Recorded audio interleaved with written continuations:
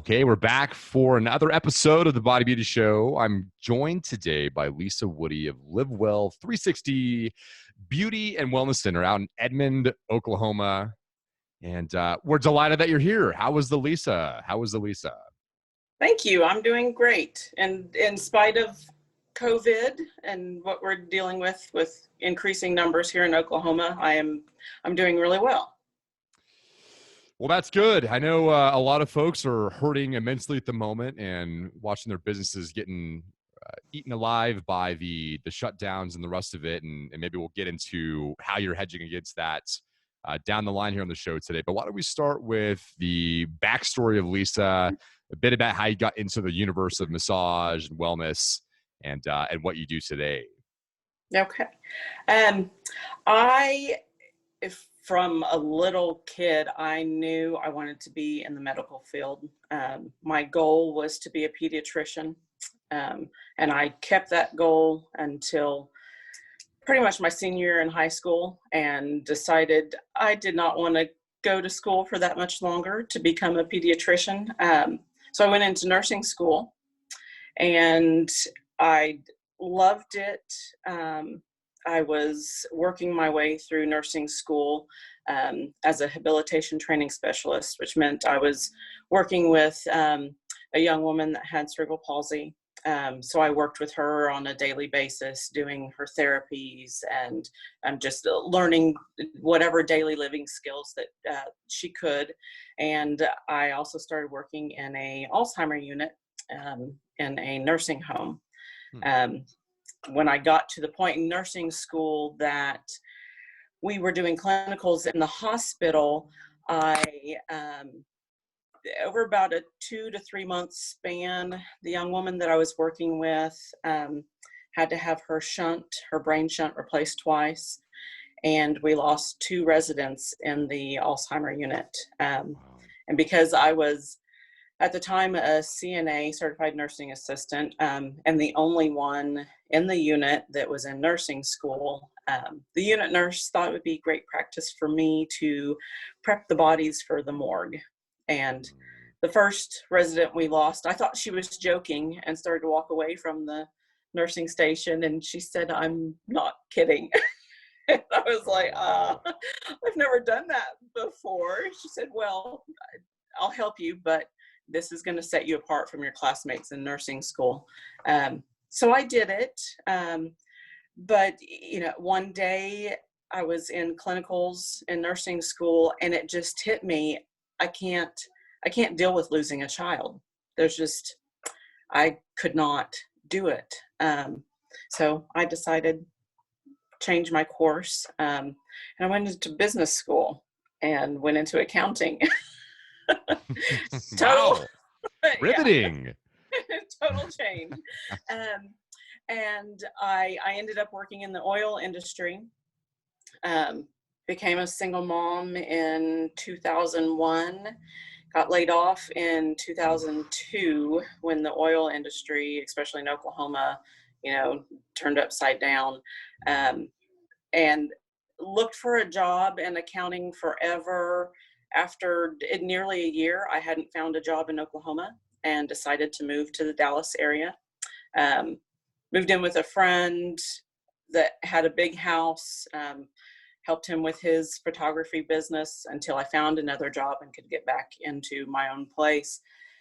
And was offered another job in accounting, but in the meantime, I was cleaning houses, making extra money for myself. And I sat down at that computer one day and just thought, what am I doing? I don't want to sit here and stare at a computer. The only people I'm talking to are people that want to know what's been paid, what hasn't been paid, when are bills getting paid, when are we getting, paid, and decided to put myself full force into my, really was household management. I did everything, business. And I did that for about 3 years and started having a lot of back problems.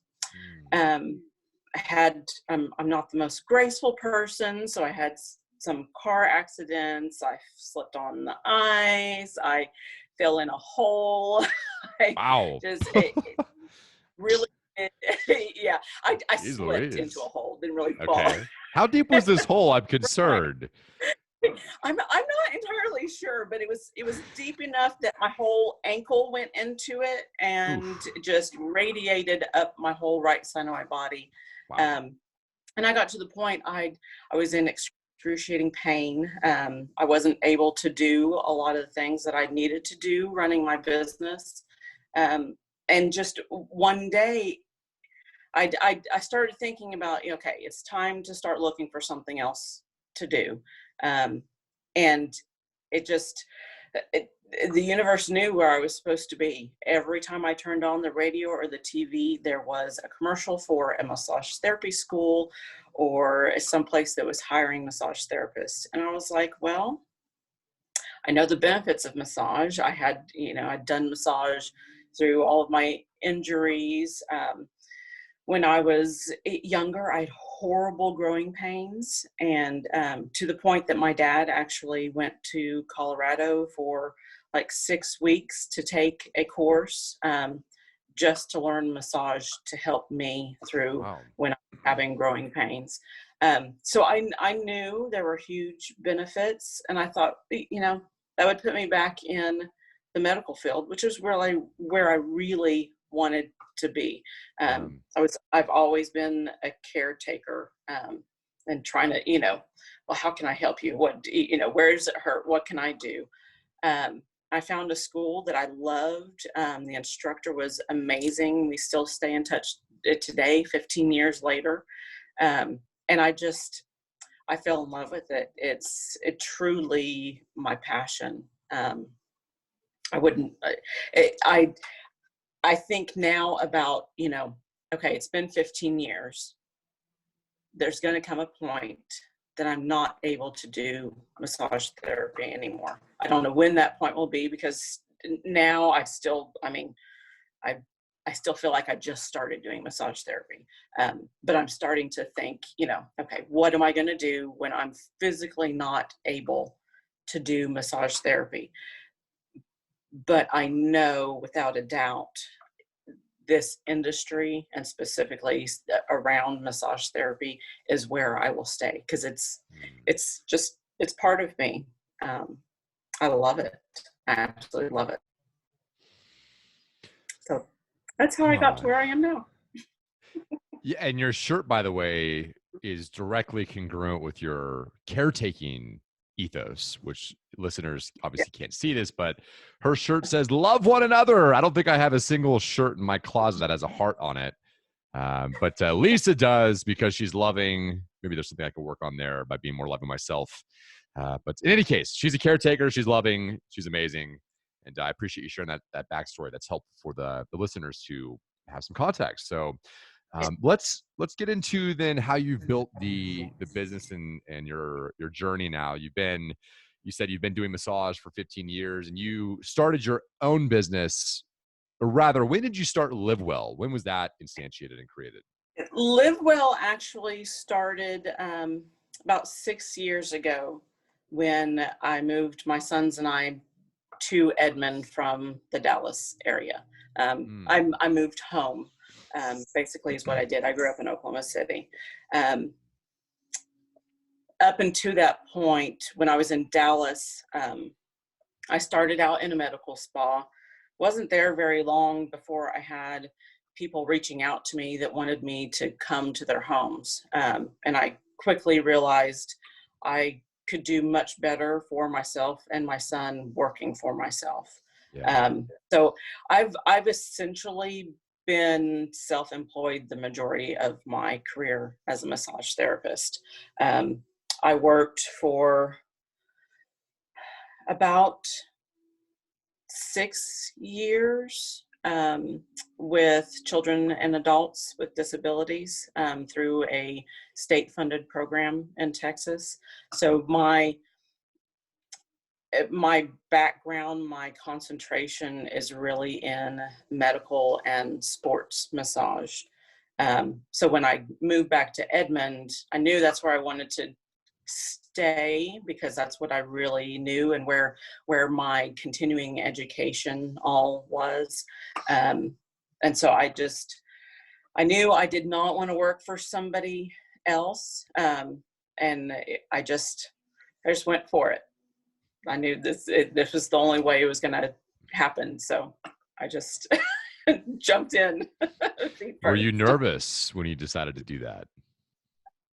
A little bit, and mainly because I was completely starting over. I had family and friends still here, but essentially I was starting my practice from scratch. So, I was going back to, okay, where do I find clients? Where do I advertise? Where do I find the right clients for me? And from the beginning, I've been very surprised. And even, in the last month or two, I have these thoughts every once in a while. I'm like, it just amazes me that the clients that really need me find me. And it just, from the beginning, the people that really could benefit from the type of work that I do have gravitated towards me. I don't, and I've wondered, is it something specific that I've said in what little bit of advertising that I've done? Is it just what I've put on my website? I don't know, because sometimes clients come in and they don't seem to know a whole lot about me and my practice. They may have just seen, well, you're close to me, so I came to see you. Yeah. But they end up staying. Yeah, that's one of the things that I wanted to ask you about is on your About Us page, you have a section that says that as a result, a high percentage of our business is from repeat customers and referrals. So you've somehow cracked the code on stickiness and retention of your customer base, which we'll peel into here down the line, because that is interesting. I think a lot of people probably suffer from not having that on lock, let's say, with their customer retention, because people have shiny toy syndrome. They want to try, maybe the massage therapist just down the street from them, and maybe you're a mile away and this guy is 0.5 miles away, so you're fighting against him. And how do you differentiate when in the eyes of the consumer every massage therapist is the same, which is obviously not true, by the way. Obviously. Right. But we'll get into that here down the line, because I want to maybe rewind the clock back 6 years ago when you first started. In those first let's say 3 to 6 months that you started, what did you get right when you launched your practice? I think it was really just being myself, continuing to do what I had done the years before, being honest about what I can do, what I can't do, what massage is capable of doing. When I started looking for clients, I used Groupon, and I wasn't sure how that was going to go. But really listening to the clients, what they need, and just really, not thinking about, okay, I've got to keep this client. Just every time I see a client, okay, just do the best for that client right now, however they present themselves. Because, I have clients that come see me on a weekly basis, and something may be different every single week. And just being open to, okay, well, what is going on right now? How can I help you right now? And I think that gave people a sense of confidence in my skill and my willingness to help them. Being consistent and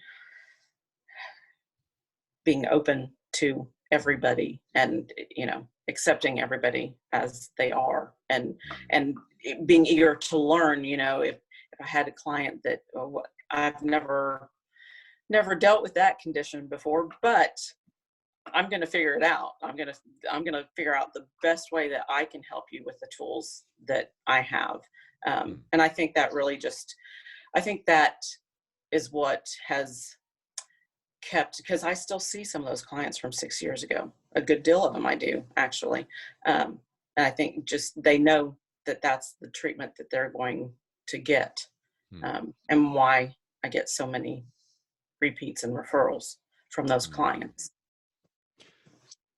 So here's the converse, the corollary. What did you get wrong in this first 3 to 6 months when you first started?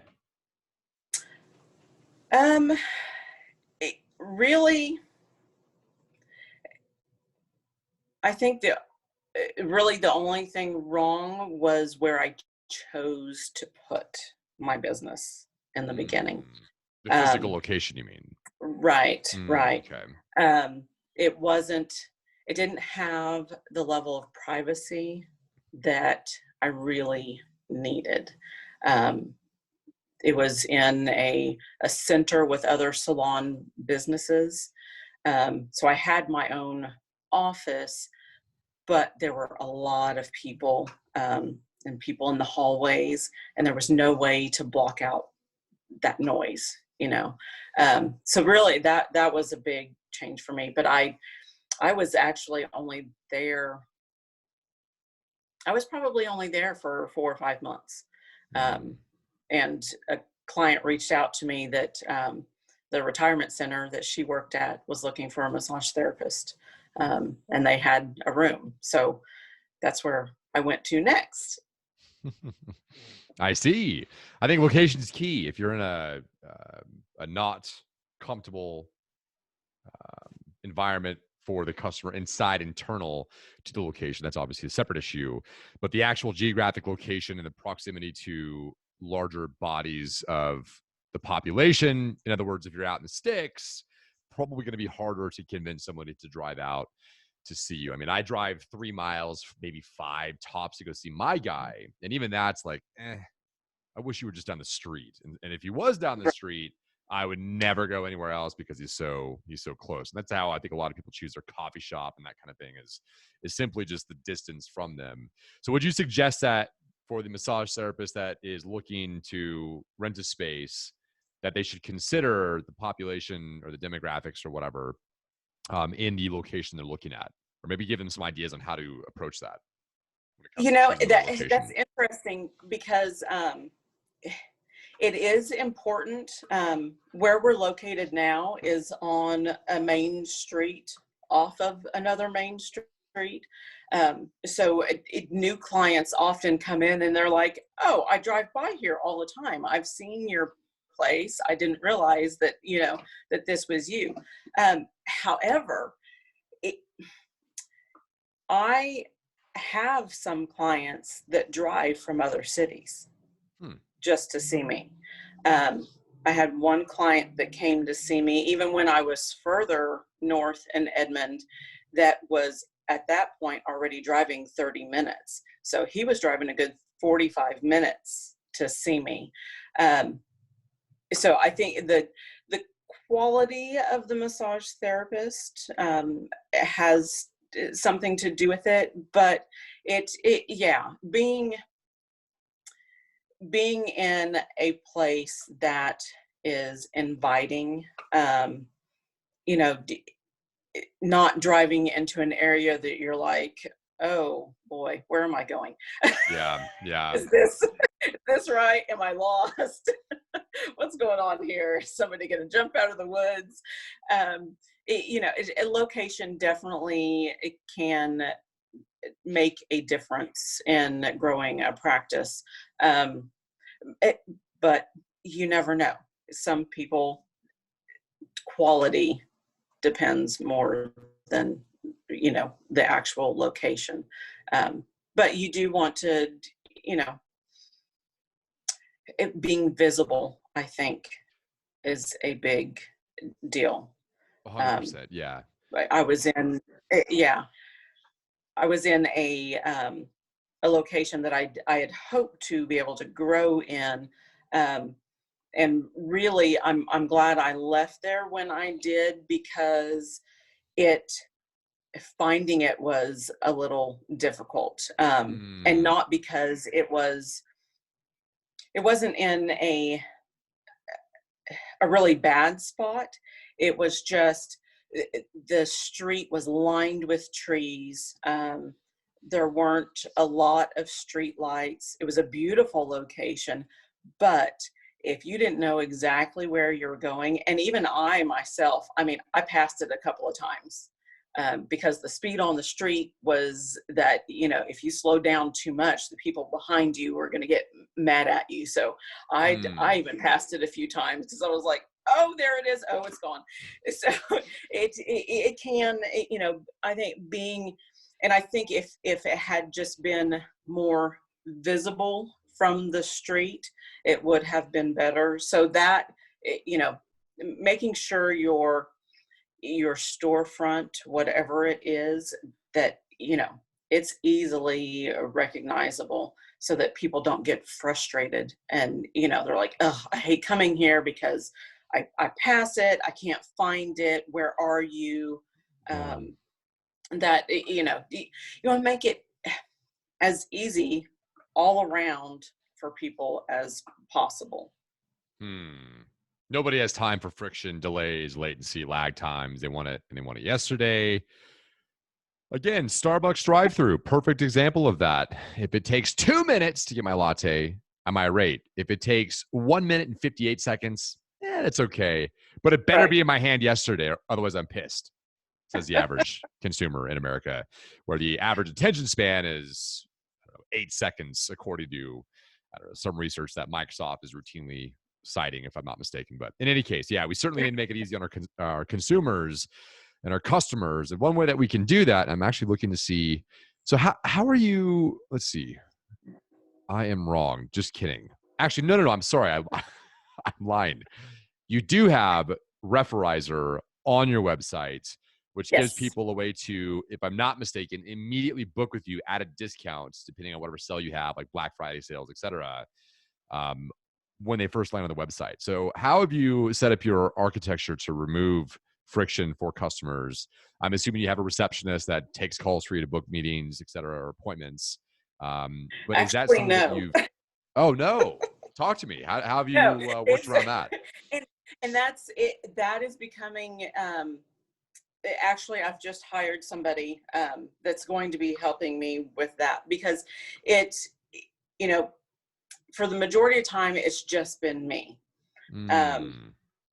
And answering, you know, obviously I'm doing massage. I can't answer the phone. And because of that, on my voicemail, I tell people, you know, send me a text message. I can respond much quicker, much easier. And most people will do that. Some people will just, you know, they'll send me an email or leave me a voice message, and they're, for the most part, patient about waiting for me to get back to them if they've chosen either one of those means. But I use a online booking system. And some people have a little bit of difficulty with it. And I think it's just, you know, some people are more tech savvy than others. But you can, through that booking system, I mean, you can find it through our main website, or you can go directly to that address. But you can book your appointment, do your intake forms, you can cancel your appointment, you can change your appointment at any time of day. So the clients don't ever have to wait for me to get back to them. I do have clients, you know, I have it set so you can only book, like if you're trying to do a same day appointment, you can only book after, if it's more than an hour away. That gives me, you know, a little more time to, you know, notice or, you know, change something if I need to. But, you know, once someone is a regular client, or really, if we've just talked once, most people are really comfortable with, you know, just sending me a text, hey, I need help with this. Hey, I just realized I scheduled my appointment for this time, but I need to change it. You know, do you have another time? Can you help me change it? And, you know, Yes, you just need to change from this time to this time. Don't worry about it. I got it, because I can, I can get on there real quickly. I can do it through my phone, my laptop, wherever I am, whatever time. So having a receptionist, I've noticed, is something that I do need, because I am starting to grow, and adding other services. So that is becoming more important, so that, the questions that are not just about booking, somebody can respond to those a lot quicker. Because I don't, I think sometimes, like you said, we want it now. And some people are okay with waiting for an answer. But some people, I mean, you go a couple of hours without answering, and it's like all of a sudden they've lost interest. Or they may ask to book an appointment or want to book an appointment. And, if I can't walk them through the booking process, and I let them know this is how we book our appointments, they may not book an appointment. And I'm not sure all the time why people don't follow through with booking appointments, when they've requested to book an appointment. I don't know if it's just because they want it to do it for them, or if it's some other issue. But yeah, having a receptionist is definitely something I've come to realize that I definitely need as I Yeah, well, grow. they help you with conversions and stickiness and show rates and the rest of it. So I think it's an imperative to have somebody helping you, because a lead is not a customer when they call in.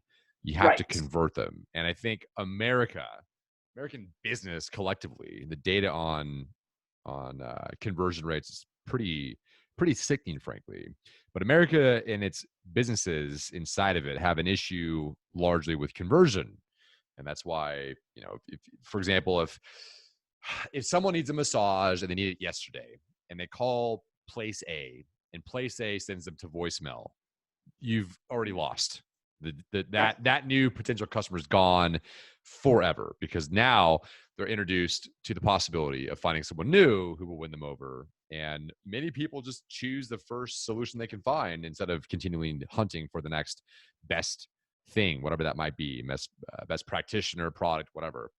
And so it's an Right. imperative that people really think through how they're handling the leads that come through, from the first call, or even ahead of that on their booking software on their websites, and ensuring that there's as little friction as possible to increase the conversion rates. And people, frankly, should track that. In fact, I do want to talk briefly, at least here for a few moments, a bit about how you organize things surrounding your KPIs, so your key performance indicators. I don't know if you track certain goals each quarter or whatever, but I would imagine that a lot of massage therapists are a bit more free spirited when they might be advantaged or behooved, let's say, to use a 300-year-old English word, or I guess 3,000-year-old, whatever. Behoove. They would be better off, let's say, if they were to track certain KPIs and set goals for themselves for whatever length of time, quarterly or whatever. So are there certain KPIs that you track, maybe conversion rates for X amount of leads that come in? I have converted X amount of, or Y into paying customers or whatever. Or how if at all have you set up your KPIs like that? Do you have any that you track specifically? I don't have anything that I formally track. I Now that I am using, lead generators, though, that is something I'm definitely starting to pay more attention to that. Um, and really, because the state that we're in, um, I have had a lot of new clients trying to get in. Unfortunately, a lot of massage therapists have just left the industry. Um, and because it's just me, I can't, I would love to be able to work 12 hours a day, but I have two kids at home, and I need Yeah. to eat and I need to sleep. Yeah. Um, Yeah.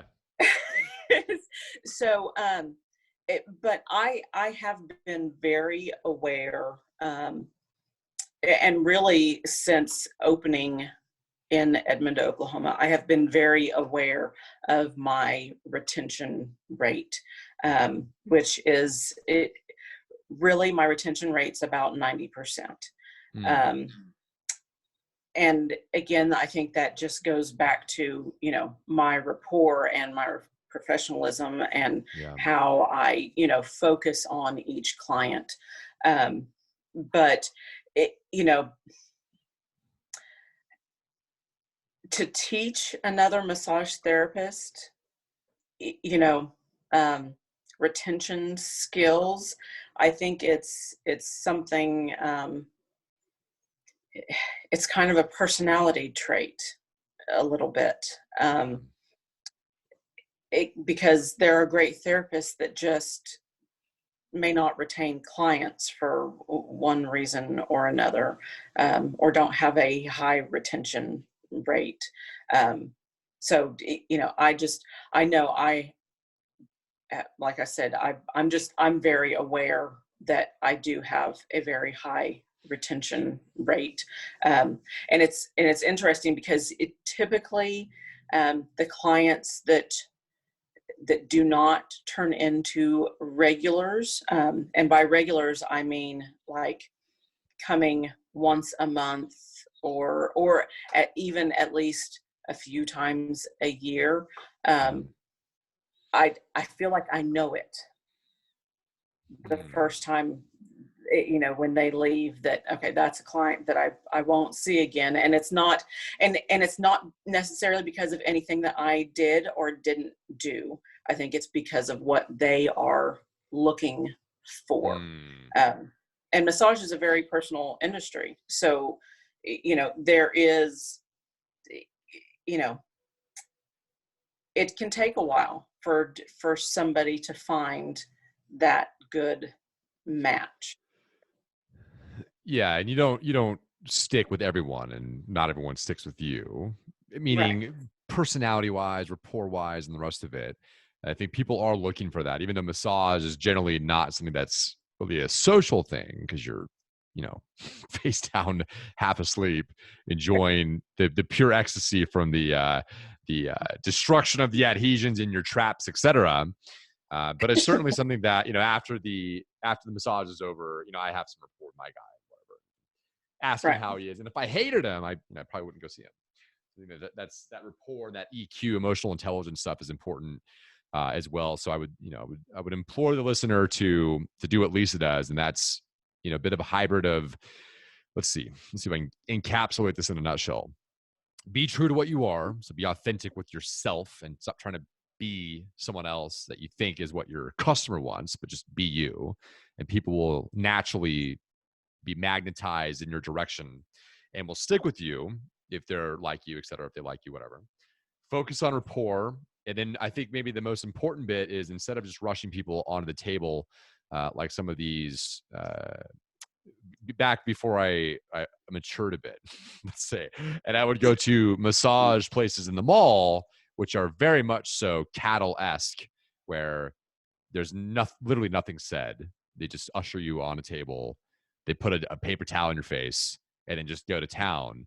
Instead, take the time to do some sort of consultation in the beginning to figure out exactly where the hurt is. And then moreover, your job as a massage therapist is to identify where the pain's actually being referred from, which is why that questioning in the beginning is important. Oh, you hurt in your shoulders. Well, wow. It turns out that I don't know musculature that well, but the muscles in your neck are probably contributing to this issue. Let's attack that. And then they get the result they want. They're happy, you're happy, and you've increased your retention rate with your customers that come through the door. So make sure you're doing that. But let's do this, because we are getting close to being out of time, and I want to be respectful of your calendar. So I know you have thousands of people to go see today. Everybody wants your attention and your touch. So we'll be attentive to time here. But what would you say have been? We'll drift over thematically to the levers and landmines section of the show. What would you say has been some of the biggest positive net gains in terms of the decisions that you made with the business that have produced the biggest, most outsized improvements, gains, whatever, aka the biggest levers that you've had so far? Um, You know, I would have to say the biggest thing that has benefited me is my continuing education. Um, you know, I went to a great school. I had an outstanding instructor, um, but really continuing to learn um, has been huge, because when you take just what you've learned in basic massage therapy school, um, you know, after a while, you're going to come to things that those basic education and tools are not going to help you push your client past that point. So continuing my education, I think that's huge, because I can, you know, I can always draw from, okay, well, I typically would do this, but I'm seeing this, I'm feeling this, I'm finding this. Oh, I remember. Okay, let's try this technique, and you know, being able to address issues from different aspects. Yeah. You know, it really helps get the results the clients need. So that, yeah, that, I think that's been a huge thing for me. And also, you know, knowing my value, not selling my Yes. short. Yes. Uh, you know, you may get clients sometimes that, you know, they look at your prices, and I've had people try to do this. Well, can you do it for any less? Nope. Well, There's the do door. you go to Take your care. doctor? I know. I'm like, do you go to your doctor and try to negotiate your rate with your doctor? I've never done that. I mean, maybe some people do, but no, my rate is what it is. And I was trained in aquatic therapy as well. And I will never forget this. The leader of the school, I was the only massage therapist in the training at the time. And she looked at me and she asked me how much I was charging. And she asked me, okay, how many hours of continuing education overall have you taken? And I told her at that time it was about 100 hours. And she said, okay, for every actual certification that you earn beyond your your license, you should increase your rate $5. And I was like, $5 for every? She said, trust me, do it. People will, the right clients will come to you. People will know your worth. And when they work with you and you know, they see that you're getting them the results that you need, they will have no problem paying your rates.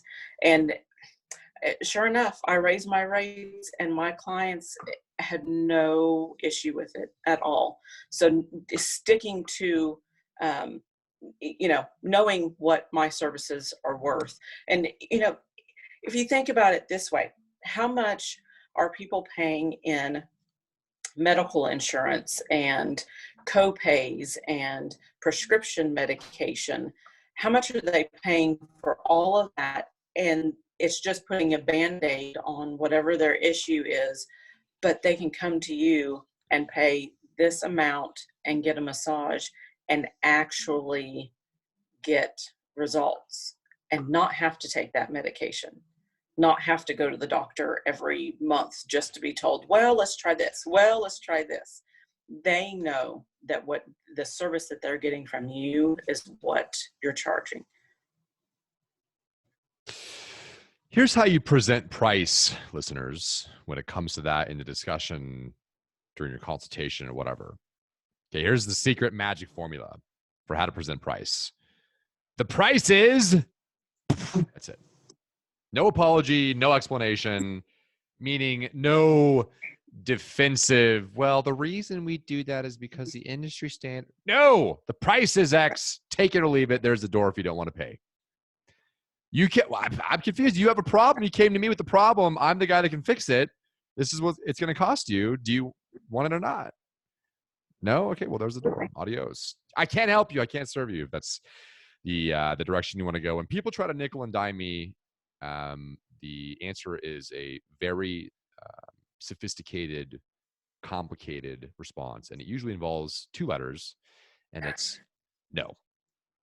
So know your value, people. Know your value and lift your damn prices so that they're in line with your actual value that you believe you offer the world. Okay.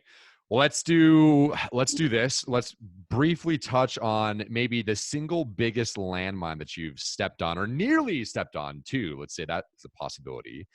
That has been the most expensive seminar in, dare I say, failure or, ooh, I shouldn't do that again. I shouldn't pick up a rattlesnake. Turns out that's a bad idea because you get bit. Anything like that that you would share with the listeners who are in the massage universe? Really, the one thing that I wish I had had a handle on from the very beginning, and it's really more about being self-employed and being a business owner, and that is finding a CPA who knows exactly what they're doing and letting them take care of all of that part of the business. Because I had a background in business, I thought I could handle all of that myself. No, it's put such a stress on me that is, I just want to be able to provide the service and run the business. Having somebody that you trust to handle the financial aspect of the business is huge. It really is. Because they can suggest things that you may never think of that can be a huge benefit to pushing forward your business and in turn your practice, both professionally and personally. Well, if you do this, then you'll be able to do this in a year, so that would be my biggest suggestion for anybody that is wanting to work on their own or own a business. Get somebody to take care of the financial stuff for you to get that stress off your plate and put you in the best position possible. Turns out being an accountant is hardly as exciting as Ben Affleck portrayed it to be in the film The Accountant. Not too many secret assassins out there under the guise of an accountancy tenure or anything of the sort. So get your focus on where you can deliver the most value in your universe, and then outsource everything else. Your lawn mowing, your grocery getting, your delivery, your this or that, the other. Outsource all of it. Why are you doing menial $10 an hour work when you could be focusing your time on $1,000, $10,000 an hour work by working on the business, not in the business, which is the theme of the show. So don't be scared. Do it. It frees you up to do more of what you're good at. And I promise you, listeners, if you're a massage therapist or like me, you're probably not good with accounting. So turn to someone who's a pro and free up your time. You'll be glad that you did. Okay. And on that note, we are out of time. So let's leave the listeners with a breadcrumb trail so they can connect with you if they want to down the line. How do they find you? How do they connect? They can send me a message through our main website, www.livewellmtok.com. There's a tab on there that says contact us. You can send me an email. Our phone number's on there. You can send me a text if you have any questions, need any help with anything. I'd be happy to help. Love it. Love it. Love it. Love it. All righty. And on that note, we are out of time. Thanks again for stopping by, Lisa. I enjoyed our combo. Thank you so much. We'll catch you next time. Yes, sir.